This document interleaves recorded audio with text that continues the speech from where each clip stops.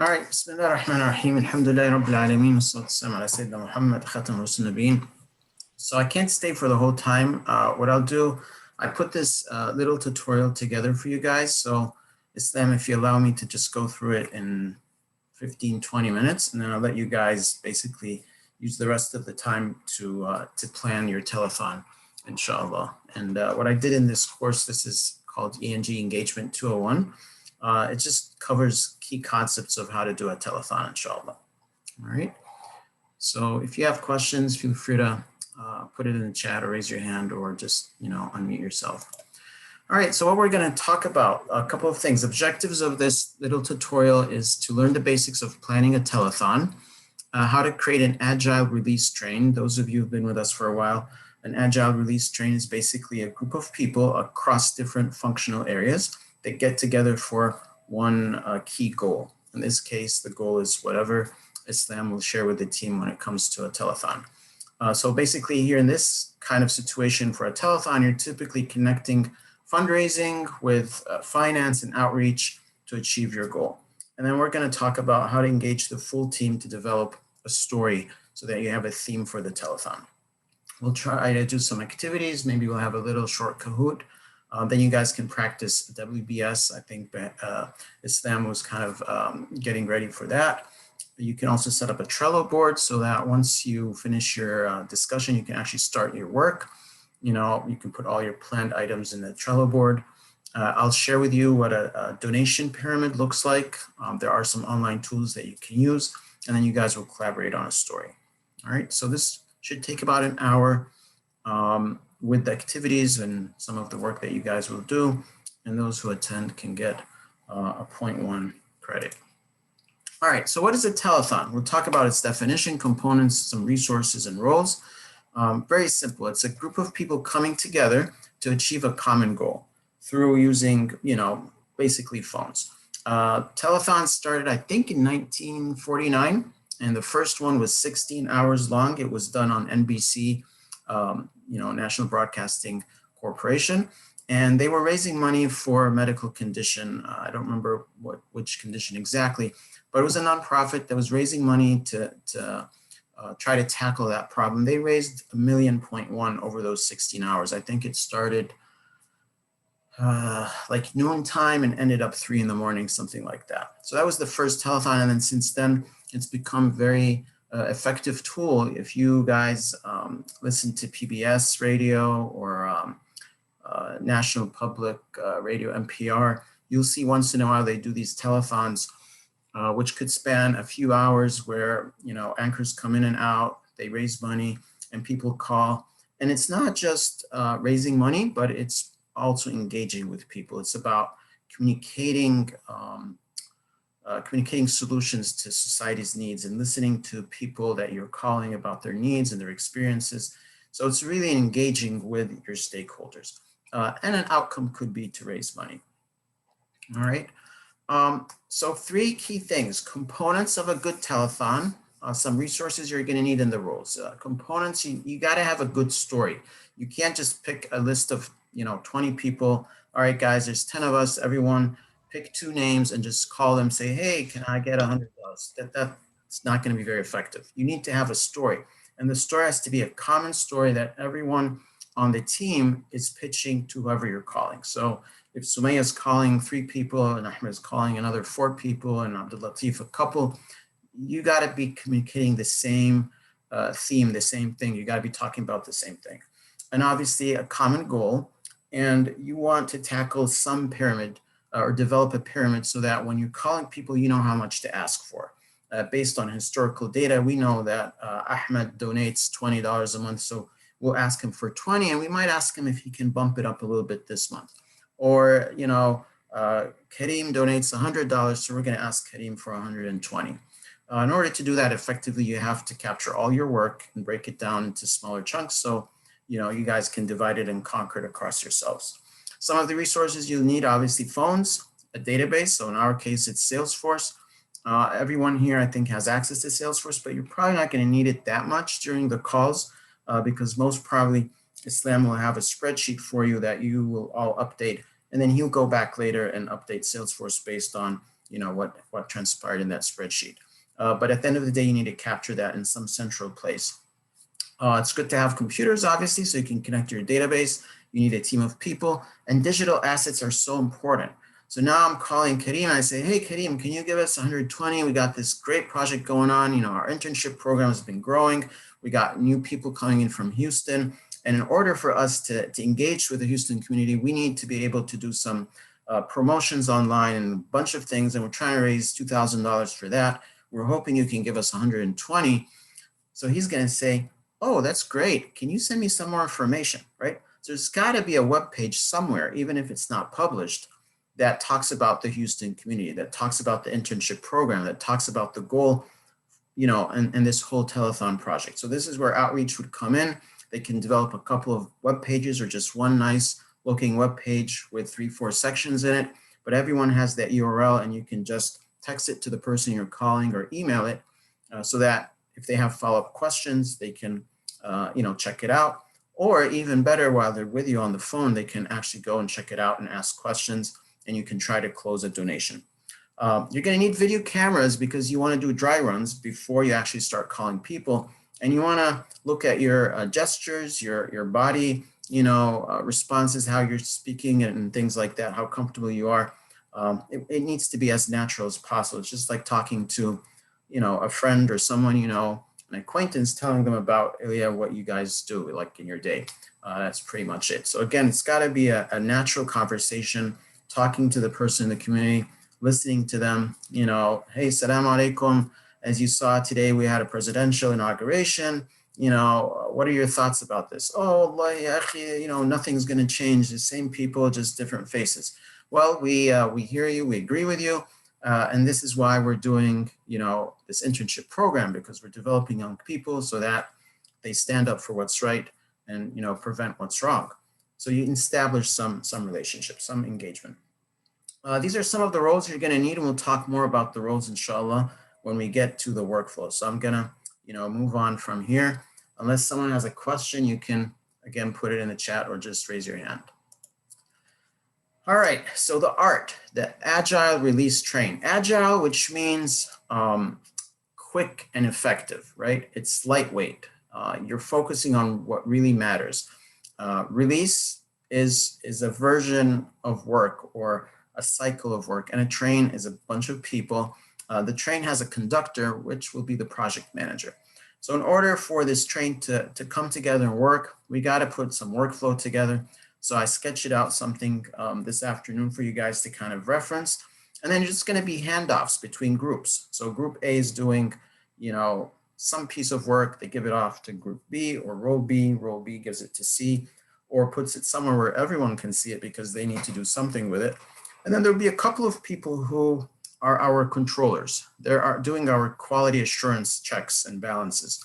And we all are going to collaborate on this. So the telethon is really an opportunity for everyone to kind of share their story about Ilya. So the next slide here shows a little workflow. It starts typically by the art, the agile release train conductor or the project manager. In this case, for a telethon, it's going to be the fundraising team. So in this case, it's Islam. He's going to kick this off just like he's doing this afternoon. He set up the meeting. He got us all here together.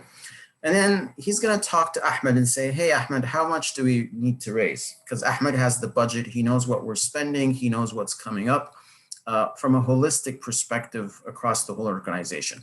So him and Ahmed will kind of sync up, get some update, and come up with a joint goal.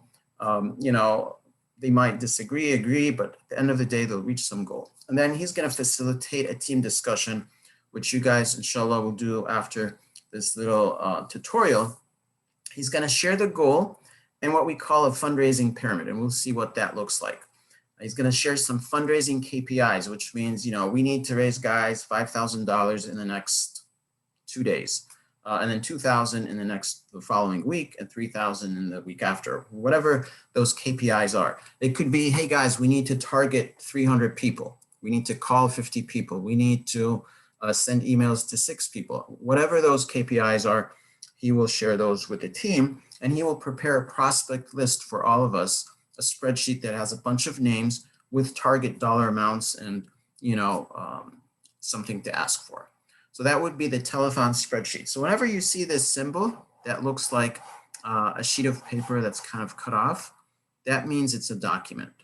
So here, this is a document. That would probably be a spreadsheet. And same thing here, it's another tab in that same spreadsheet file. All right. Boxes like these or rectangles are processes.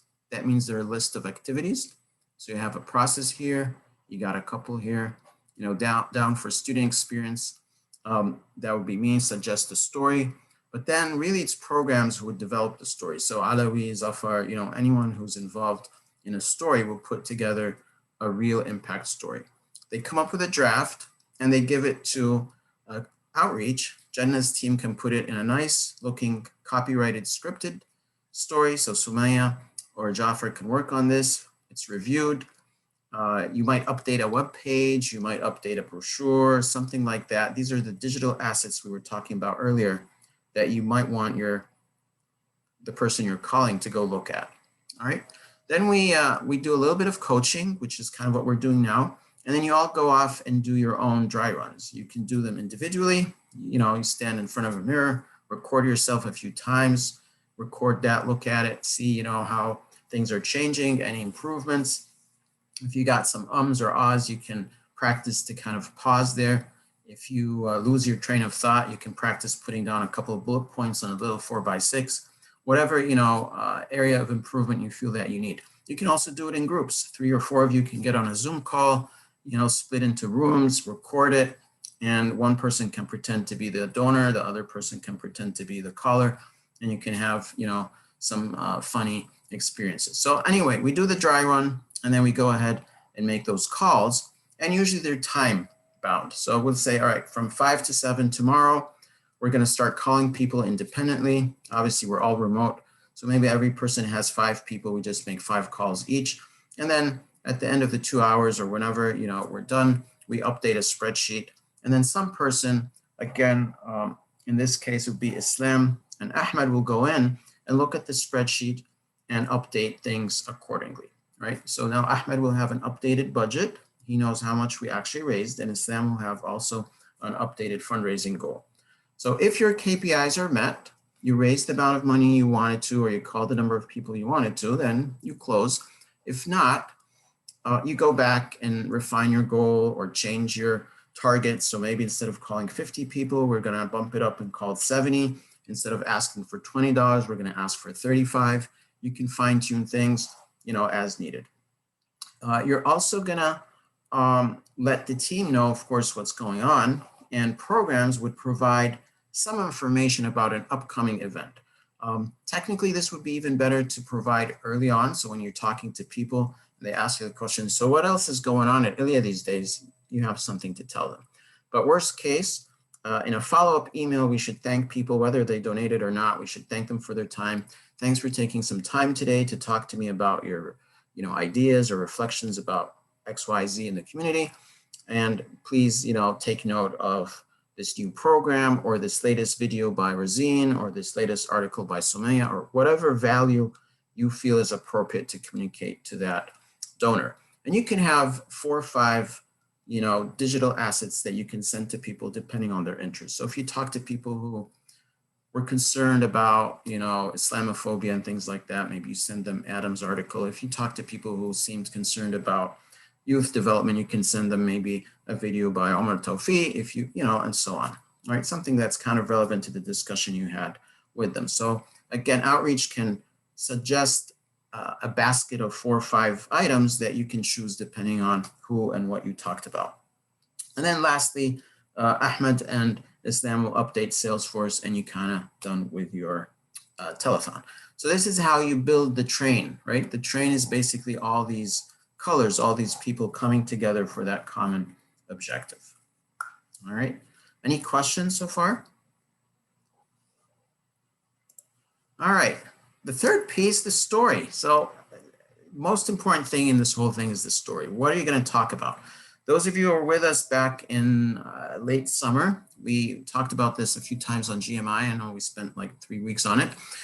So this could be a refresher. If you weren't with us, there is a template that you can look at. We'll let you guys practice. But the story's got to have a character. a challenge and a solution and some outcome, right?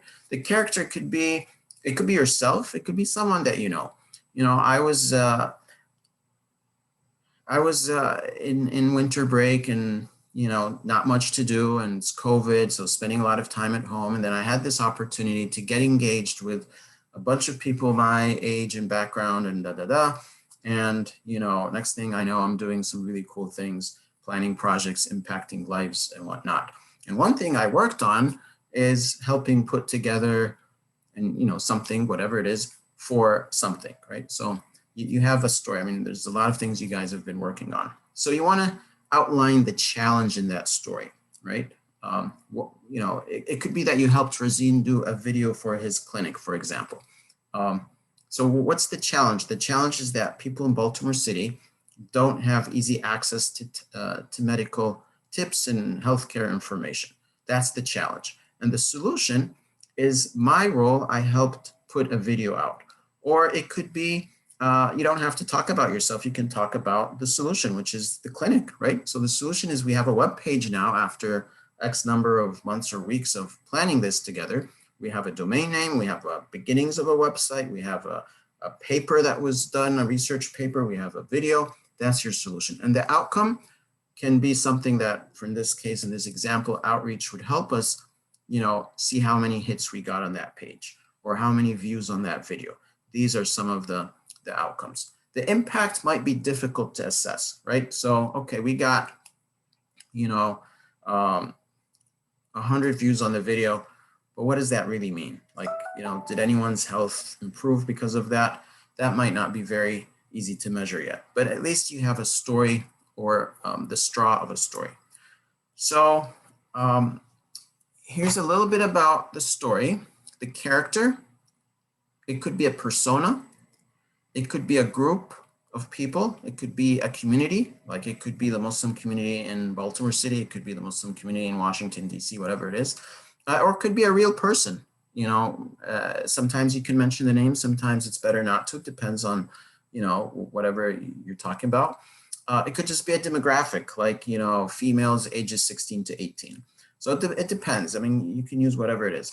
The challenge you want to explain the situation, right? You want to expect the losses that are being incurred, how this challenge is incurring harms. Or maybe there's no harm, but there's lost opportunities. Like people can't realize certain opportunities, or they're unable to see potential gains, or they might have limitations. And you always want to connect it to the objectives of Sharia. Sharia has 7 key objectives. Most important is the ability to worship freely. So for example, if you're talking about a campaign or something Ilya has been doing through APPL, a lab, like for example, Adam's work with Afia Siddiqui, that's an example where she was targeted because of her religion, because of her faith. She was targeted because she used to be outspoken and you know, she would resist occupation and so forth. So you can talk about that, right? Here's an example where someone is not able to worship freely. She's forced to take off her hijab in the prison and she's incarcerated in solitary confinement and so forth. So the objectives of Sharia, number 1, is the ability to worship freely with no pressure. People can worship whatever they want. Number 2 is sacredness of life. Human life is sacred. So protection of life, protection of property. People have the right to own property. Protection of honor. People have the right to be honored and dignified. You know, protection of lineage. You know, people have the ability to reproduce and create communities and so forth. So you want to connect the problem or the challenge to show how, you know, some of these objectives are not possible or not attained. For example, if we talk about the clinic, the objective that's being missed out here is equity, people having equitable access to healthcare, people living an honorable, dignified life through access to healthcare and things like that. All right, then you talk about the solution. What did Ilya do about it? How did we do it? Where did we do it? When did we do it? And then you can talk about some outcomes, a change that was realized, a product that was produced, a digital asset. You know, if you know of an impact to the community, that's great. And then again, you explain, okay, now we're trying to satisfy one of the Sharia objectives through the clinic by giving people equal access to healthcare, right? So these are obviously, no one is expecting that you're gonna solve the world's problem with a magic wand. Everyone understands, any rational person understands that things take time and effort, but as long as you're showing steps towards where you're trying to go to, that's what donors care about. They want to see progress. They want to understand what are you doing and how are you doing it. All right, so basically engagement is all about developing a relationship, right? When you call people, you should be engaging with them. Assalamu alaikum, Brother Muhammad, how are you doing? I hope this is a good time for you. Yeah, it's fine. Okay, my name is Ahmed. I'm from Islamic Leadership Institute. I'm sure you've heard of us because I see you've supported us in the past. May Allah reward you. I want to take 10 minutes of your time to see if you can share with me, some of your recent concerns about the state of the Muslim community in the area that you live in. Very briefly, and maybe not 10 minutes, but 3 minutes, right? The brother shares something, maybe he wouldn't share. Most people won't share anything. It's like, Jazakallah khair, alhamdulillah, everything is good. We thank Allah subhanahu wa ta'ala, right? That's the typical answer you get. You say, well, alhamdulillah, this is great. I wanted to let you know about one thing we're doing, and this is where your story comes in, that we believe is going to help the Muslim community become stronger, better, whatever your story is about. And you let the person, listen, hear, ask questions, and then you can close. Would this be something you'd like to support us? We're reaching out to donors, asking, for donations between 50 to 150. And that person can donate in that range, for example, or you can just give them a dollar amount, all right? So it's about creating a relationship. And it's okay if you don't raise anything, but you have a meaningful discussion with the person.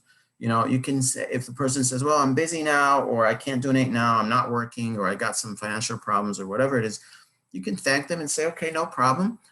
Would you like me to keep you on our mail list updated? Or I can call you back in a month, inshallah, and keep you updated. Or is this something you'd like to volunteer with us on? Or do you know other people who are interested in?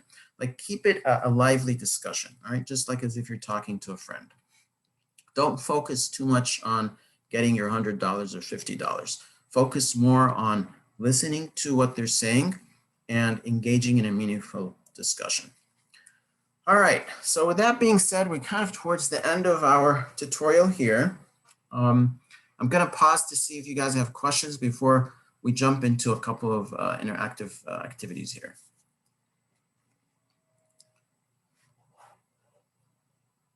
Are you still awake? No questions from my end. Okay. All right, let's do a quick Kahoot. So I'm gonna stop this presentation and then I will probably drop right after that. So let me get you guys this running here. Can you still see the screen with the PIN number? What's going on? Yeah. Yeah, okay. What is happening? There's a whole Kahoot happening. Hold on. Let me get on this. Assalamu alaikum, everyone. 405-631-0. Where's that phone? All right, we got a couple of people. Assalamu alaikum. Sorry for joining a bit late. What's happening right now? Walk in now. This Kahoot here. Did you make it? What was happening? All right.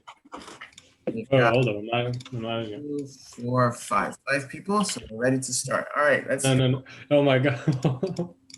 Hold on. Oh man. It's in the chat, the number. Okay, bet. Telethon is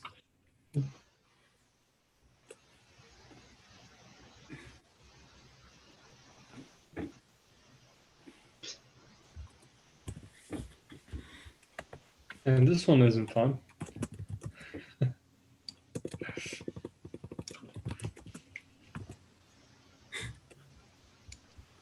all right. It's about learning about community needs and sharing solutions, right? So yes, raising money is definitely one piece of it, but that's the old-fashioned telethon, right? When we say engagement, we're talking about learning about people and sharing solutions that you bring to the table, right? And the natural outcome is that people would want to support what you're calling, what you're doing. Remember, you're calling people who are mostly already supporting you. They already made donations in the past. They like what you do. There might be a few who like, they don't want you to interrupt their life and call them, but that's the rare few. But most people would be interested in hearing what you are to say. What people don't like are recorded messages or, scripted things, or people who are just not listening to them.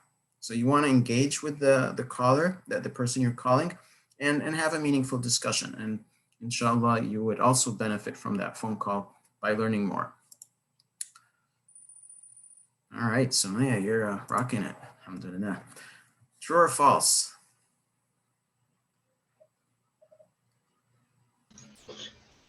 That's an easy one, right?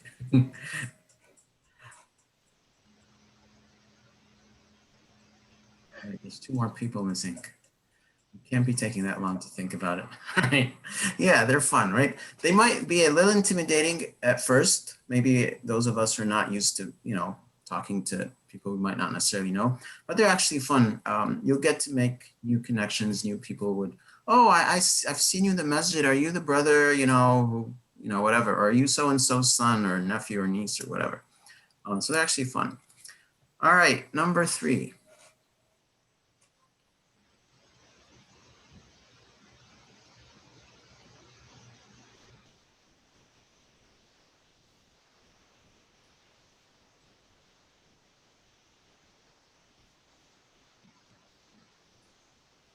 Can you put trick questions? They're not trick questions. They're straightforward. Yeah, so obviously Salesforce admin is not, is the least likely to be not on a telethon, right? The president is one of the most important people because the president, knows most of what's going on, if not all, in the organization. But it's rare for a Salesforce admin, someone who's very technical, very specific in a piece of work that is not outside facing at all, right? But outreach, the outward facing, president, same thing. Even finance, they would give reports and things like that. So out of these 4, the most likely to not be involved in a telethon is a Salesforce admin. Unless you're raising money like for Salesforce licenses or something and you want that admin to talk about it. But again, it's not a very common thing to raise money for. No one really, outside of Ilya cares about your Salesforce licenses. All right, some competition there between the sisters. Last one.